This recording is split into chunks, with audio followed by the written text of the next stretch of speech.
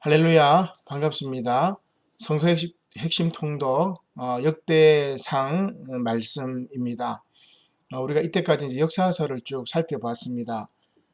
모세오경이 끝난 다음 이제 여호수아서부터 사사기록기, 사무엘상하, 열왕기상하 여기까지를 우리는 신명기 역사 관점으로 쓰여진 신명기 역사서라고 이야기를 합니다.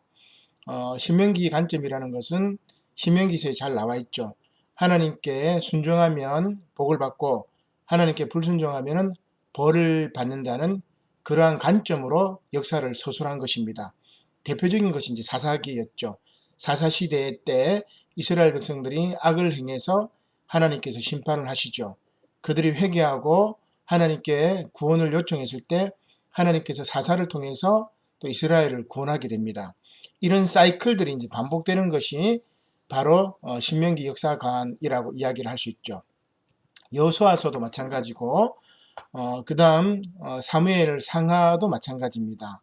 열왕기 상하도 마찬가지고 모든 왕들의 역사 그리고 사사들의 역사 이런 관점들을 어떻게 보느냐면은 하나님께 순종하느냐 불순종하느냐 그런 관점으로 기록된 것이 바로 신명기 역사관이라고 이야기를 할 수 있습니다.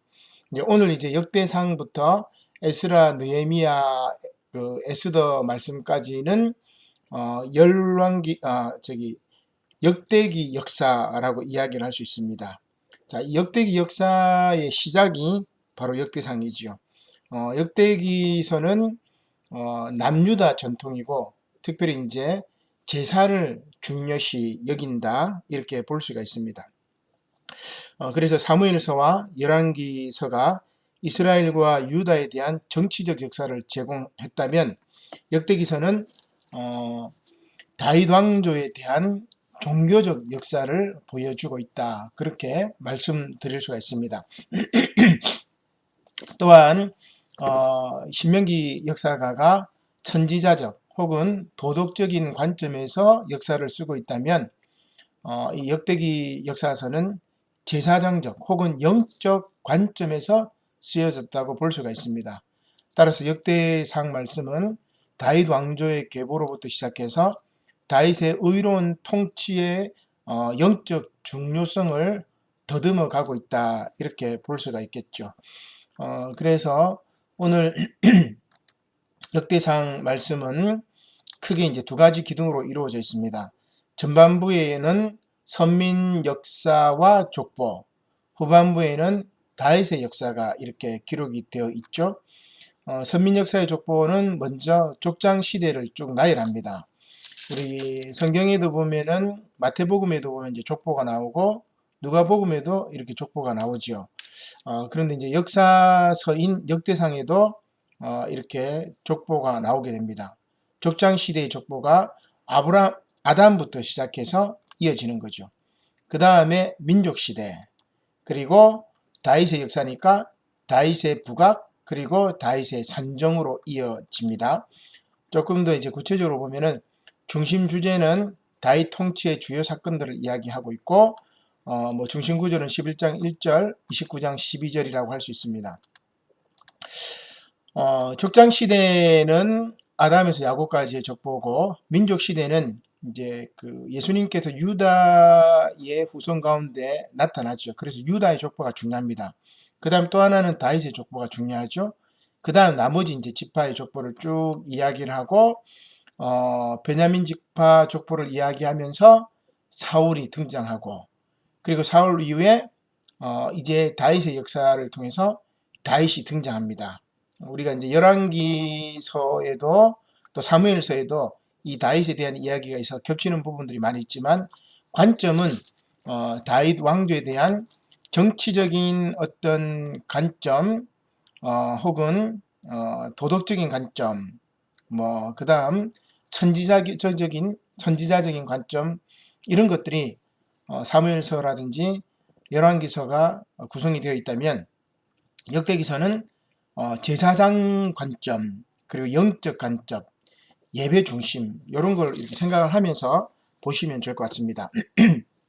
자, 그러면 시간이 한 4, 50분 이렇게 걸리니까 너무 길어요. 그래서 제가 빨리 한번 핵심만 읽도록 하겠습니다. 1장은 아담에서 야곱까지 족보죠. 1장 1절 아담, 셋, 에노스가 있고 5절에 야벳, 그리고 8절에 함, 이건 이제 노아의 아들이죠. 그 다음 17절에 보면 셈의 자손, 그 다음 28절에 보면 아브라함의 자손, 이렇게 나와 있습니다. 2장은 유다의 족보입니다. 2장 3절입니다. 유다의 아들은 에르와 오난과 셀라니.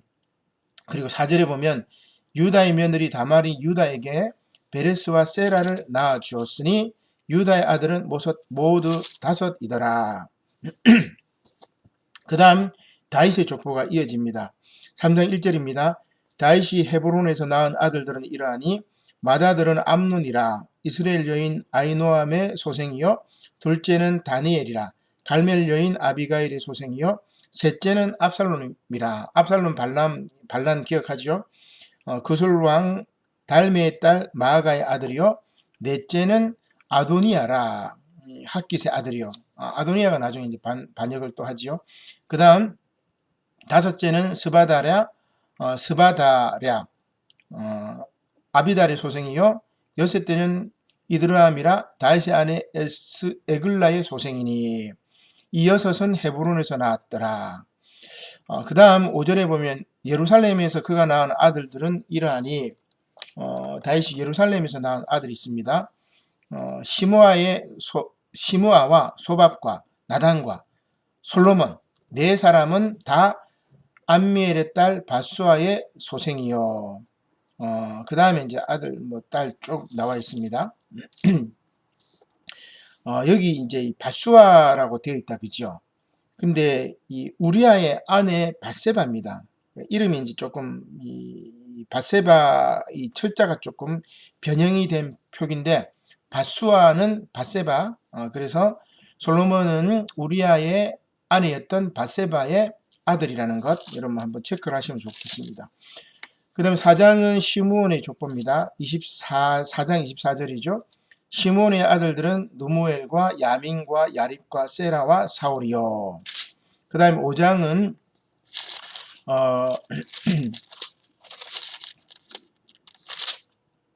요단 동쪽 지파 자손으로서 먼저 5장에 그 루벤의 아들들은 이러하니라. 5장 1절에 루벤 지파가 나오죠.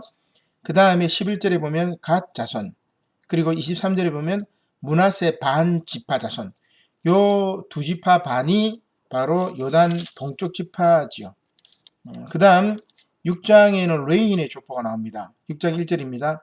레이의 아들들은 게르손과 그앗과 무라리요. 2절에 보면 그앗의 아들들은 쭉 나오죠.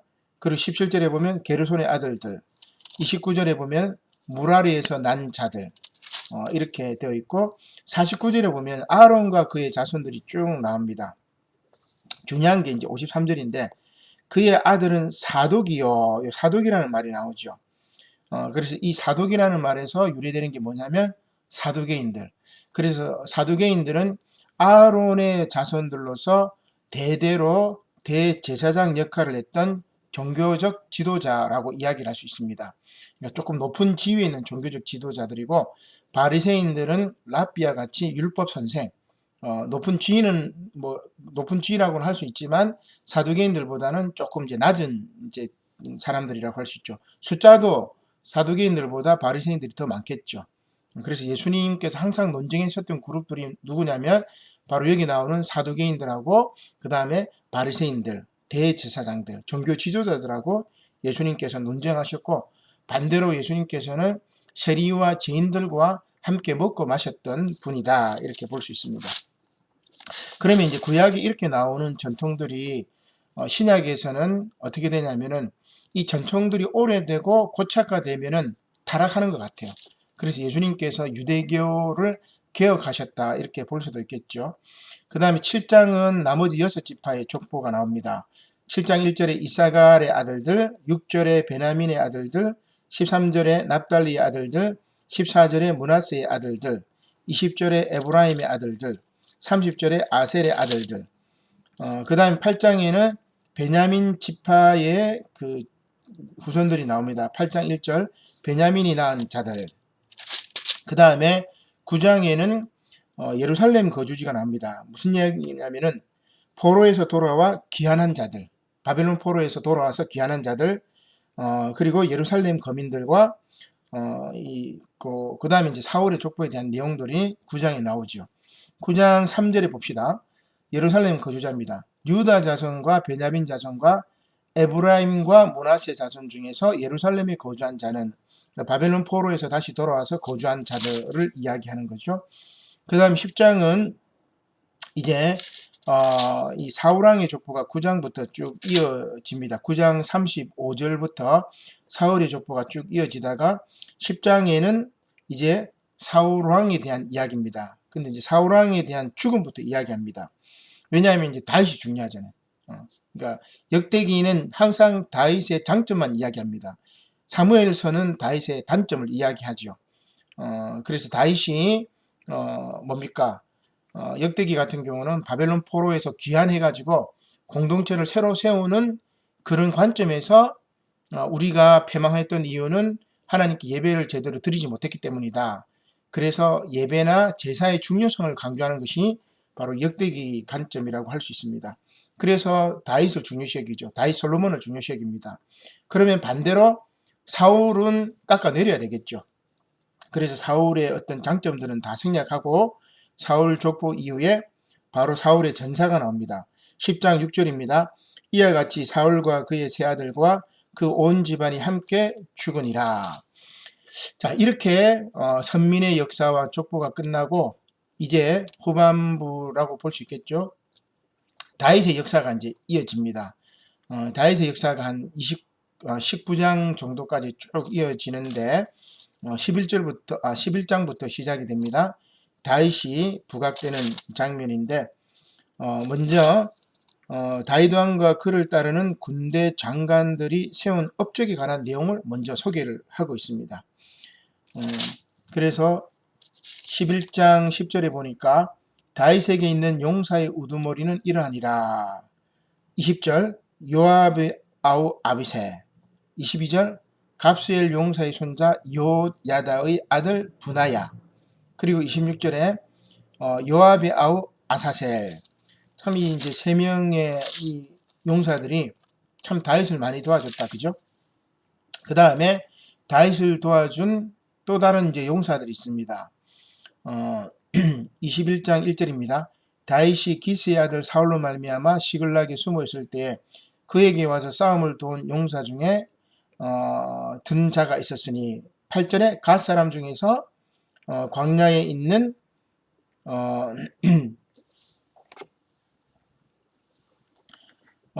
그 사람, 그 다음에 16절에 보면 베냐민과 유다 자손 중에서 있는 사람, 이렇게 다윗의 군사들 이야기가 나오고 13장에는 다윗이 하나님의 법궤를 옮기는 사건입니다. 베레스 우사 사건이죠. 13장 10절입니다. 우사가 손을 펴서 궤를 붙들므로 말미암아 여호와께서 진노하사 치심에 그가 거기 하나님 앞에서 죽으니라. 여호와께서 우사의 몸을 찢으셨으므로 다윗이 노하여 그것을 베레스 우사라 불렀다고 되어 있죠. 그 다음 14장에는 다윗의 명성과 블레셋 정벌에 대한 이야기입니다. 14장 2절이죠. 다윗이 여호와께서 자기를 이스라엘의 왕으로 삼으신 줄 깨달았으니 이는 그의 백성 이스라엘을 위하여 그의 나라가 높이 들림을 받았음을 알미였더라. 그리고 블레셋을 정복하는 내용이 14장 10절입니다. 다윗이 하나님께 물어 이르되 내가 블레셋 사람들을 치러 올라가리까 주께서 그들을 내 손에 넘기시겠나이까 하니 여호와께서 그에게 이르시되 올라가라 내가 그들을 내 손에 넘기리라 하신지라. 15장은 다윗이 마침내 법궤를 옮기는 장면입니다. 그때 다윗이 춤을 추죠. 15장 29절입니다. 여호와의 언약궤가 다윗 성으로 들어올 때에 사울의 딸 미갈이 창으로 내다보았다가 다윗 왕이 춤추며 뛰노는 것을 보고 그 마음에 업신여겼더라. 그리고 16장에는 다윗의 찬송이 이어집니다. 법궤를 예루살렘에 옮겨가지고 안치시킨 후에 다윗과 온 백성들이 드린 번제와 화목제와 감사제를 이야기하고 있죠. 그래서 다윗은 너무 기뻐서 여호와께 감사하는 찬양시를 지어 불렀죠. 16장 7절입니다. 그날에 다윗이 아삽과 그의 형제를 세워 먼저 여호와께 감사하게 하여 이르되 하면서 다윗의 찬양시가 36절까지 이어집니다. 그 다음에 17장은 이 성전 건축에 대해서 하나님께서 불허하죠. 17장 4절입니다. 가서 내 종 다윗에게 말하기를 여호와의 말씀이 너는 내가 거할 집을 건축하지 말라. 그래서 이제 성전 건축은 솔로몬이 하게 됩니다. 18장에는 다윗의 정복 사업을 이제 이야기하고 있습니다. 초기 승전에 대한 내용들이죠. 18장 1절입니다. 그 후에 다윗이 블레셋 사람들을 쳐서 항복을 받고 블레셋 사람들의 손에서 가드와 그 동네를 빼앗고 또 모압을 침해 모압 사람이 다윗의 종이 되어 조공을 바치니라. 그 다음에 19장에는 암몬과 아람 정복입니다. 19장 6절입니다. 암몬 자손이 자기가 다윗에게 믿게 한 줄 안지라. 한은과 암몬 자손은 더불어 은천 달란트를 아람 나하라임과 아람 마가와 소바에 보내 병거와 마병을 싹 내되. 그 다음에 20장은 블레셋을 격파하는 거죠. 20장 4절입니다. 이후에 블레셋 사람들과 게셀에서 전쟁할 때에 그들이 이제 항복했다 이런 이야기죠. 자, 이렇게 이제 뭡니까? 블레셋이라든지 암몬과 아람이라든지 또 마지막에 이제 블레셋 그 잔당들을 다 이렇게 물리치는 거죠. 그 다음에 다윗이 이제 뭐 합니까? 인구조사를 합니다. 인구조사의 이면에는 다윗이 하나님보다 뭐를 더 의지해요? 인구조사한다는 말은 뭡니까? 전쟁에 나가서 싸울 수 있는 사람의 수를 파악한다든지 경제적 활동 인구가 얼마가 되는지 뭐 세금에 대한 이야기겠죠. 군사력과 세금에 대한 이야기입니다. 그러니까 하나님보다 뭐를 더 의지한다는 말이에요? 군사력을 더 의지했기 때문에 결국 어떻게 하겠습니까? 하나님께 징벌을 받는 내용입니다. 결국 하나님의 선지자 갓에 의해 형벌이 예고되고 전염병 때문에 백성 한 7만 명이 죽게 되는 겁니다. 지도자가 잘못하니까 백성들이 피해를 보는 거죠. 자, 21장 1절입니다. 사탄이 일어나 이스라엘을 대적하고 다윗을 충동하여 이스라엘을 계수하게 하니라. 자, 이게 중요한 말씀인데 지금 우리가 해석은 그렇게 하잖아요. 다윗이 군사력을 의지했다. 근데 역대기는 뭐라고 이야기해요?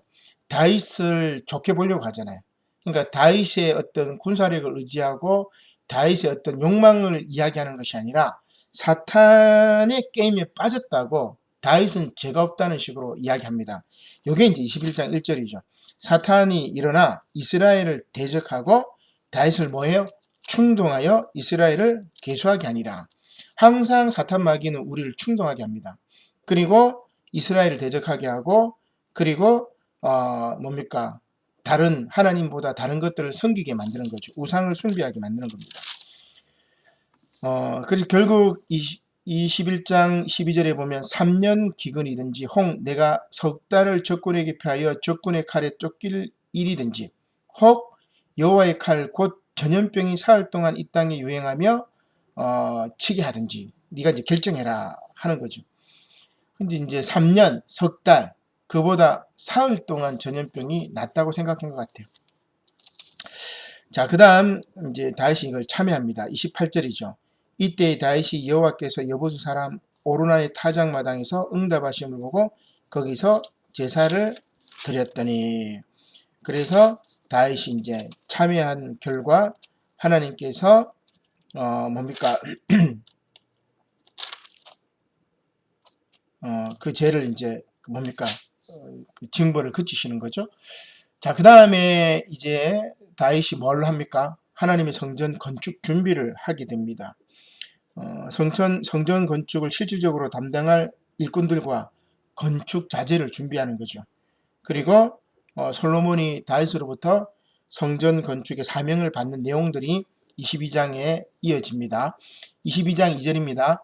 다윗이 명령하여 이스라엘 땅에 거류하는 이방 사람을 모으고 석수를 시켜 하나님의 성전을 건축할 돌을 다듬게 하고, 그 다음에 23장에는 레인의 수요와 직무에 관한 이야기입니다.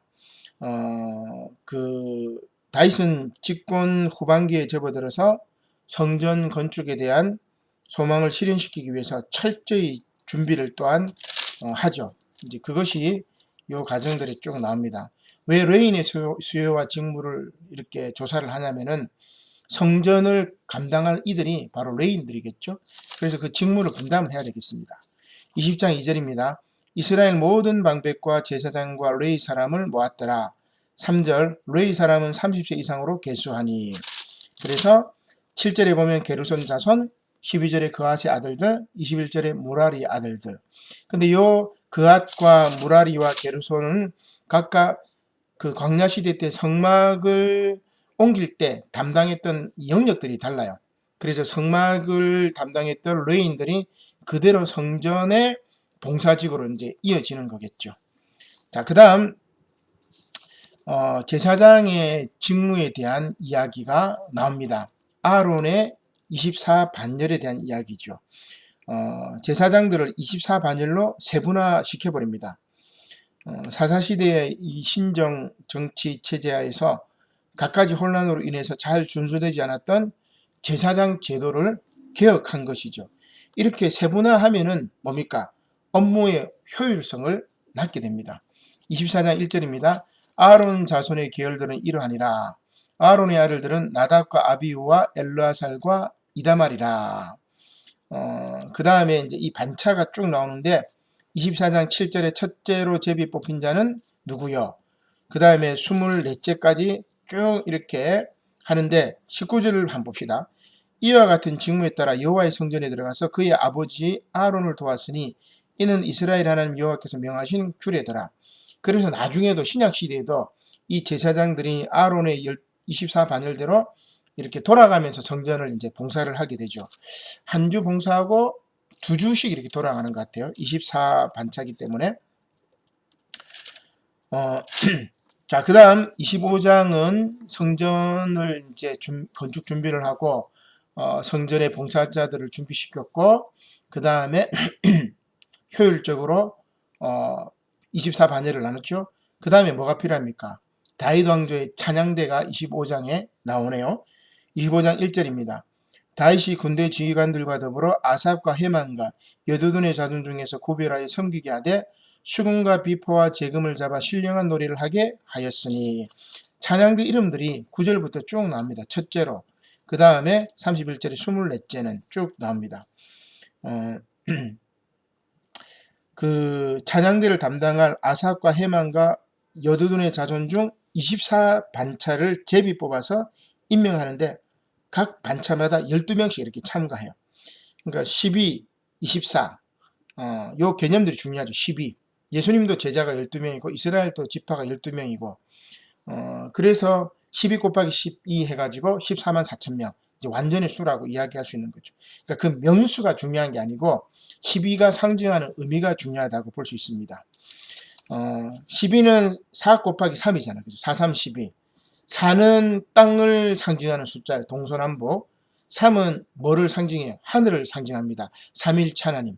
하늘과 땅의 숫자를 곱했기 때문에 완전수 12가 되는 거겠죠. 자, 그 다음에 성전의 문지기에 대한 이야기입니다. 그 다음에 창고 관리직이 직무에 관한 내용들이고, 그 다음에 성전 창고를 관리할 레인들, 그 다음에 재판에 관한 행정을 담당할 레인들이 언급이 되어 있습니다. 여기 보면 중요한 게 있는데, 재판을 누가 한단 말이에요? 판사가 하는 게 아니고, 제사장들이, 레인들이 한다는 말입니다. 그 당시에는 이제 종교 정치가 분리된 것도 있겠지만, 어느 정도, 이제 연결이 된 부분도 있습니다. 자, 26장 1절입니다. 고라 사람들의 문지기 반들은 이러하니라. 그 다음 20절에 보면 창고 관리직입니다. 레위 사람 중에 아이야는 하나님의 전 곳간과 성물 곳간을 맡았으며. 재판관이 있습니다. 29절. 이스라엘 자손 중에 그나냐와 그의 아들들은 성전 밖에서 이스라엘의 일을 다스리는 간원과 재판관이 되었고, 그 다음에 27장에는 군대 조직과 정치 분담에 대한 이야기입니다. 다윗의 행정 조직과 군대 조직에 관한 기록이 되어 있죠. 군사 조직에서는 근무 수칙을 이렇게 제정합니다.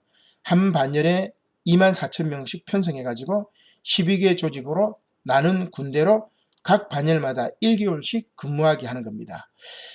이외에도 이제 지파를 통솔할 지도자들이 언급되어 있는 것이 27장입니다. 27장 1절을 한번 볼게요.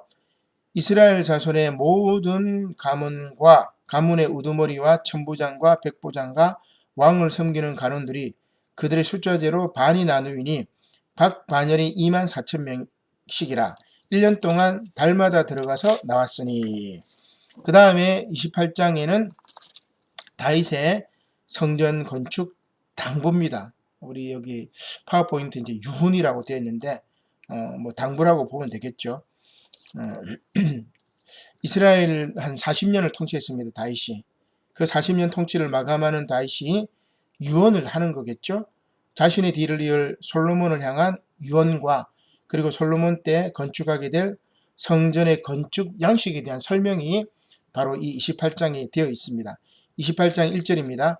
다윗이 이스라엘 모든 고관들 곧 각 지파의 어른과 왕을 섬기는 반장들과 천부장들과 백부장들과 및 왕과 왕자의 모든 소유와 가축의 감독과 내시와 장사와 모든 용사를 예루살렘으로 소집하고. 자, 그 다음에 이제 29장 마지막 장이네, 그죠? 성전 건축에 쓸 예물도 다 준비하고 뭡니까? 이제 다윗의 이제 죽음을 이야기합니다. 이제 성전 건축을 위한 예물을 바치죠. 그리고 자신의 마지막 삶을 정리하는 이 다윗의 이제 이야기가 바로 29장에 나와 있습니다. 다윗이 먼저 솔선수범해서 예물을 바칩니다. 그러자 이스라엘의 모든 백성들도 자원하는 심정으로 즐거이 예물을 드리게 되겠죠. 그리고 이를 위해서 다윗이 감사 기도를 드린 것이 바로 29장입니다. 다윗의 별세의 내용만 한번 보겠습니다. 29장 28절 그가 나이 많아 늙도록 부하고 종기를 누리다가 죽음에 그의 아들 솔로몬이 대신하여 왕이 되니라. 자, 여기 보면 우리가 사무엘서라든지 거기에 이제 뭐 열왕기상 말씀에도 이렇게 보면은 다윗의 말년을 이렇게 보면 어때요? 참 뭐 괴롭습니다. 아들 압살롬이 반란도 있었고 쫓겨나가기도 하고 그 다음에 이제 왕권 쟁탈전 때문에 막 어수선했죠. 그 말년이 참 암울했다고 볼 수 있습니다. 그런데 오늘 이 역대기 말씀에는 28절에 보면 29장 28절에 그가 나이 많아 늙도록 부하고 종기를 누리다가 죽었다고 이렇게 얘기하죠. 그러니까 다윗 왕에 대해서 묻지 마라 이거죠. 그러니까 그만큼 이 다윗 왕을 극찬한다는 말은 이 유대 백성들, 이스라엘 백성들이 암울한 시대에 살았기 때문에 그나마 블레셋이나 암몬이나 아람을 정복하고 하나님의 성전을 건축하기 위해서 준비를 했고 그 아들 솔로몬 때에 부귀영화를 누렸던 그 이스라엘 왕조 회복을 원하는 겁니다. 이게 어떻게 돼요? 다윗의 후손 가운데 메시아가 나타나겠다는 그런 생각을 유대인들은 지금도 하고 있단 말이에요. 근데 우리 신약 개념이 뭐예요? 예수님께서 메시아로 이 땅에 오셨는데 다윗 왕과 같이 그런 정치적 메시아가 아니라는 말이죠. 거기에 유대인들이 실망을 하는 거죠. 예수님을 쫓았던 가룟 유다도 마찬가지고 야고보의 그 요한하고 야고보도 마찬가지죠. 예수님의 그 제자 야고보의 아들 요한하고 갑자기 이름이 생각이 안 나는데 이제 그런 식으로 정치적인 다윗과 솔로몬과 같은 정치적인 메시아 왕을 요구했던 겁니다. 그러나 예수님은 어때요? 십자가에 못 박혀 죽으시는 분이지요. 그래서 유대인들이 생각했던 메시아 개념과 우리 신약 성서를 통해서 예수님의 삶을 통해서 드러난 메시아 개념이 전혀 다르다는 것을 우리가 역대상 29장 28절을 통해서도 28절을 썼던 그 역대기의 관점을 통해서도 다르다는 것을 우리가 알 수가 있습니다. 참 역사서가 이렇게 중요해요. 역사를 망각하는 그 민족은 미래가 없다고 단재 신채호 선생이 이제 그런 이야기를 했었는데 우리가 성경을 이렇게 공부할 때 이스라엘 역사에 대한 기본적인 이해가 있어야 됩니다. 또 그만큼 우리나라에 대한 역사 이해도 있어야 되겠죠. 그래서 이스라엘 역사와 우리나라 민족의 역사를 이렇게 비교하면서 같은 점도 있고 다른 점도 있고 그래서 성경의 역사를 통해서 이 민족이 나아갈 바를 이렇게 살펴보는 것도 굉장히 중요한 배움이라고 이야기를 할 수가 있습니다. 요것으로 마치도록 하겠습니다. 기도드리겠습니다. 고마우신 하나님 감사를 드립니다. 코로나가 기승을 부렸지만 이제 3차 유행이 점점 잦아드는 이때에 어쩌면 우리가 바라옵기는 어쩌면 이것이 마지막 온라인 예배 성경 공부가 될 수 있도록 하나님 코로나가 속히 안정되고 또 백신과 치료제가 개발되고 그리고 잘 또 운영이 되어서 속히 다시금 일상을 회복할 수 있도록 인도하여 주시옵소서. 특별히 역대기 말씀을 통해서 역사를 통해서 배우는 저희가 될 수 있도록 인도하여 주시옵소서.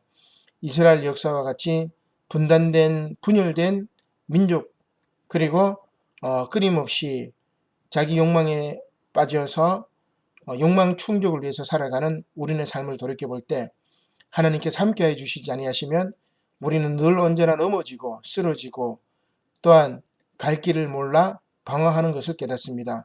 주님, 저희들에게 지혜와 용기와 또한 힘을 허락하여 주시옵소서. 감사를 드리며 예수님의 이름으로 기도드립니다.